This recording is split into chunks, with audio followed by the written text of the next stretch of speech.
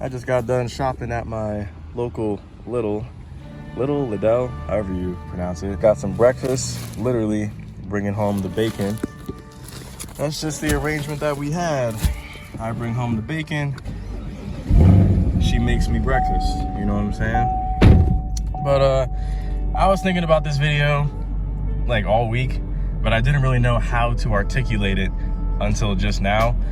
And the title of the video is the 6th Gen Camaro Experience. And this is my third 6th Gen Camaro, and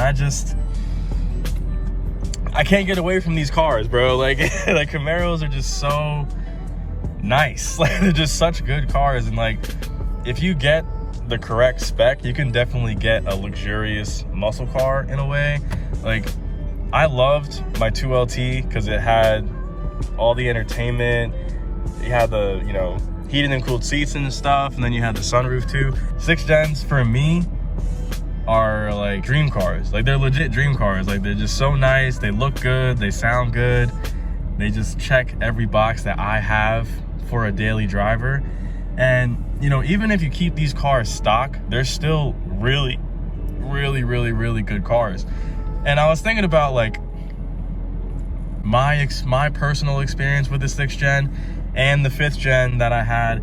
And you know, I think the differences between the 5th gen LS3 and this car is that when I drove the LS3, it was making a good amount of power for a daily driver. Like, it was making 520 wheel horsepower, and it was making 478 torque to the wheels. And by no means is that slow, because that was actually one of the higher horsepower vehicles that RPM made with that package. But like, when I got into this car, it was game over. Like legit, the first drive that I had in this car, I was like, damn, like, this shit immediately felt faster than my modified 5th gen. And there's a lot of differences. The Alpha chassis is lighter. You just get in and it just feels so much more comfortable than the 5th gen. It feels more comfortable, it feels faster, it feels more responsive. And it just overall is a better feeling vehicle. I think the only difference is when I get into this car as it sits right now, I feel like I'm driving a Chevrolet car, not a Camaro. And what I mean by that is there's so many more computers and mechanisms in this vehicle that they don't hinder my driving experience, but they definitely don't improve it.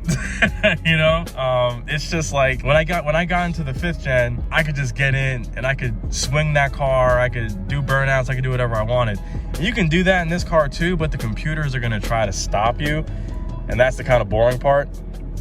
But it's not bad. Like, it just feels like, until I put my own little touches on this car, the same way that I did with my 2LT, it's gonna feel more like an economy car. I mean, and that's a stretch as well, but it's not gonna feel like me until I put my little stuff on, you know what I'm saying?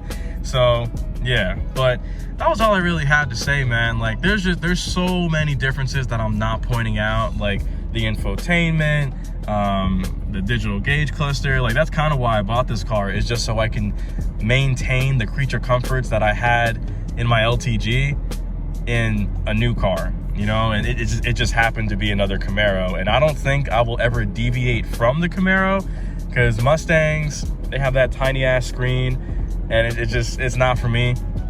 Well, 2024s, they have that big ass screen that takes up like all this, but like 2024 Mustangs, you can't tune them yet. I think they're pretty ugly, but like, you know, there's not for me. And then I don't know, I like Challenger. One day I see a Challenger and it's like, ah, that's cool, and the next day I'm like, that's ugly. But Challengers at this point, for me, like, I see them every day. They're like regular traffic, you know. Like, yeah, I saw a Hellcat last night, but it looked like a base Charger. That's the biggest thing to me, bro. Like, a ZL1 does not look like an LS with a 4-cylinder. It just, like, there's very complete differences between those two cars, and Hellcats just look like SXTs to me.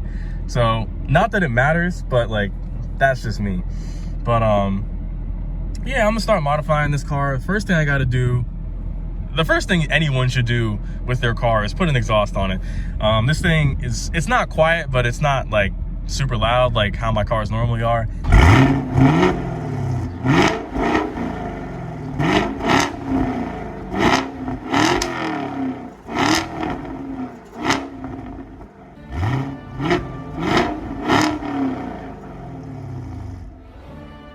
And then some goddamn tint, bro.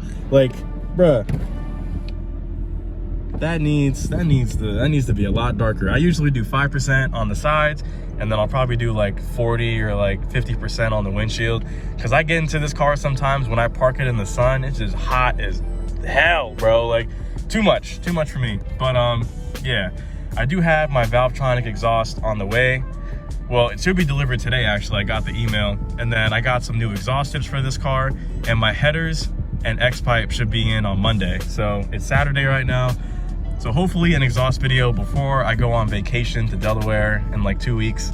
And yeah, so this car is gonna be louder, it's gonna be tinted, and you know, I'm gonna do my little stuff to it. You guys, like, you might have an idea of what's coming in the future just based off my videos with Kuro, but you know, we'll figure it out. But yeah, that's pretty much it, man. Just the 6th gen Camaro Experience. It's nice, it's comfortable. You know, these cars are easy to modify, but also like really quick if you keep it stock too. Like, you don't really have to do much to this car, man. It's just a nice, comfortable car, and it's nice. That's really all it really is about. But yeah, I'll see you guys in the next video. Hopefully it's more interesting than this one, but I just had to put my 2-piece in there. But yeah, save those manuals, love yourself, love your car, and that's all I got. Enjoy your Saturday. Peace out.